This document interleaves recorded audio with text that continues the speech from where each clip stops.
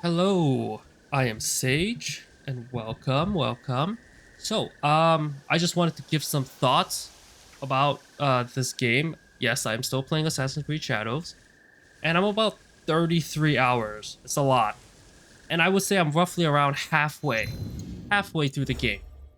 If you can see the circle that all of you Assassin's Creed fans are aware of, this is the main bad guys, and I'm halfway through, and it is a long game, like 33 hours, half of the main bad guys, and I have only touched the first three zones. This one, two, three. There's still like one, two, three, four, five, 6 zones. That's DLC, doesn't count. 6 zones. So this is a long game. But in terms of the main story, it's technically I'm halfway through. And you guys are all aware of the circle, right? The council that wants to take over the world and you assassinate them. It's an Assassin's Creed game. Which is which is kind of funny. Like, I feel like if you say it's an Assassin's Creed game, it's like a genre of its own. Like, anybody who's played Assassin's Creed and you tell them it's an Assassin's Creed game, they're just like, yep, I know. I know what to expect. Right, all of the mechanics, the stealth, the assassination, the combat. You have your horse, your mount, now the viewpoints. So, yeah. I wanted to talk to you guys about how all these circles. So, they really, in Assassin's Creed Shadows, they really expanded this circle, right? So all of these other circles are side quests.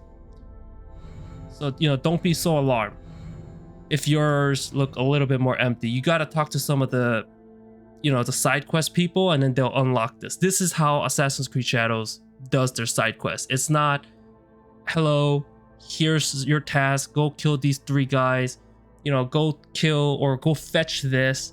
They don't really do that here. I think there is some of that with daily quest, but that's super optional. You can skip this, if you're like a casual Assassin's Creed player like me, where I'm just, in it for the story, in it for the game. You like the franchise and you just want to play.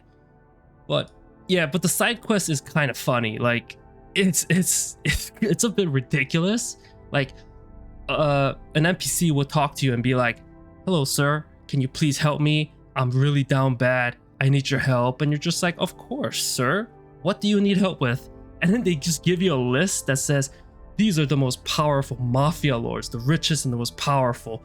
And there's 10 of them in all across Japan. Please assassinate them. You're just like, what the hell? But yeah, this is how all of these circles are. So it's not bad, like the game starts off pretty slow and they introduce you things, little by little. So don't be overwhelmed by all these circles that you see. On top of that, I think the game is gorgeous. I think the game is really, really beautiful. It's Ubisoft, but I gotta hand it to the developers. They created a beautiful, beautiful map. The landscapes, the temples, the architecture. They've done a really good job. Especially the weather system. This is one of the best weather systems that I've ever seen. So, I mean, really, I gotta, respect. They did a really good job. There is a couple of caveats that I wanted to talk to you guys about, because it's an interesting decision made by the developers. So let me explain. You see this map? I will go over this open map in general. But if you're someone new and you just started Assassin's Creed Shadows, well, because it's Steam winter sale, it's on sale, right? So you buy it. When you unlock, and as you start traversing and you're unlocking viewpoints, you're gonna notice that the map doesn't look like this, right? Your map's gonna look something more like this. See this? So you follow the road, and then there's these viewpoints, pretend that they're unlocked, right? But you notice that there's still tons of fog, right? So obviously, if you see a map that you didn't explore and there's a fog, obviously, you know, you're supposed to go out there and explore and unlock them. However, in this game, not quite. So if you look at this portion of the map, right, I have the viewpoint unlocked, but you notice that I don't have a lot of views. You know what I mean? Like, I just have this tiny little circle. I don't even have the bridge, you know, or the next area or the town. No, you have this tiny little pocket. But this is what your map is gonna mostly look like. Right here, see all these question marks and all this fog. Not a lot of views. So you're wondering then, why does this look like this? Let me explain. So let me talk about the housing system and how it connects. The housing system in this game is, you know, it's nice. I think the last time we had the housing system, it was Assassin's Creed 2. And you started off with a plot of land, and then you can upgrade it. And then as you upgrade, you have, you know, new merchants. Your villa becomes more, you know, bigger and looks nicer inside. This game has something very similar, where it's kind of like you have a plot and then you can build all these little buildings, right? So if you're someone like me, I don't really care about the housing, you know what I mean? Like, it's an Assassin's Creed game. You know what to expect. So I'm just here to play as the assassin. I want to do assassination stuff, you know. It's an Assassin's Creed game. So with the housing system, I didn't really think too much of it until I started getting all these resources, and I'm just like, you know what? Why don't I just dump these resources? Because I have a lot. And then it hit me. A lot of the qualities of life in this game is locked, not just behind your progression system, your character progression system. It's also locked behind the housing system. So once again, if you're someone like me who don't care about the housing, and you thought, you know, okay, if I have to plot them down because the tutorial told me to plot them down, whatever, and then I'll ignore it, you would be sadly mistaken. There are certain parts of it, you don't have to interact with all of it, but there are certain parts where, I don't want to use the word mandatory, but it is really helpful to the point where you really can't ignore it. So I told you guys before that the map, right, looks a bit different. Oops, sorry about that. It takes loading time, right? So when I told you about the map, I told you that your map is not gonna look like this beautiful open area. It's not.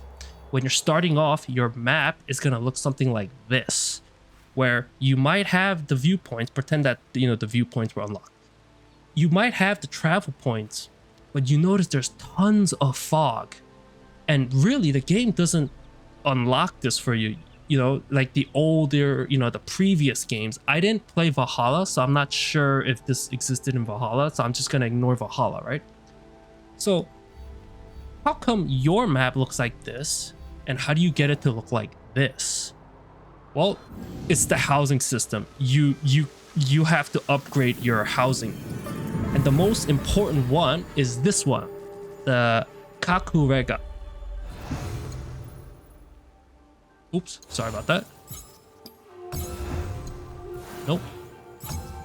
Aha, upgrade. Okay, so you're gonna start off all of these buildings at level 1. And you have to upgrade them using these resources, right? You got this hay, you got this wood, you got the stone, and you need money. And as you upgrade them, you're gonna notice all these extra qualities of life that is, you know, kind of added as you upgrade your buildings. And unfortunately, the map one is locked behind level 4. So if you look at level 4, it says scouts will reveal the whole province if all of the viewpoints are synchronized. So it's I don't know how I feel about this, if I'm being completely honest.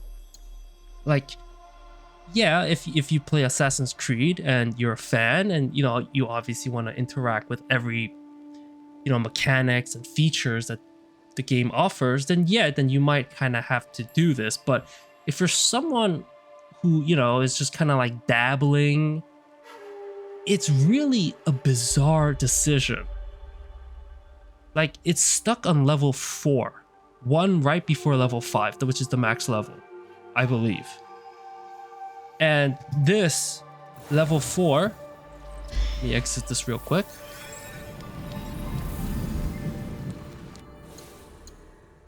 Whoops.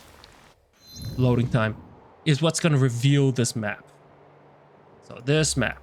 So if you're someone like me, who I played Origins, I played Odyssey, Mirage, similar. I used the similar tactics where really the biggest obstacle for me is the map, right? So I would kind of go out of my way to unlock all of the viewpoints first, just so I can travel around and just get to where I have to be. And unfortunately, this game, it doesn't allow you to do that, right? Because all of these fog. I really don't know if I agree with this decision, because the fog is really problematic. Because in this game, especially early on, you don't have a lot of freedom when you're kind of like traveling across, like areas or town to town. The game really wants you to stay on the road. So a lot of the time that you are spending in this game is really traveling, because you can't just kind of skip. Like, there are certain flat areas where you can just kind of run across this crop field, but once you get to certain areas, like here, like in the mountainous areas, or even like these areas, you can't get off the road. The developers really wants you to stay on the road. If you try to get off the road, the trees will block you, the bamboos will block you. There's so much foliage, there's so much bushes that just basically they block your view. You can't you have to stay on the road. So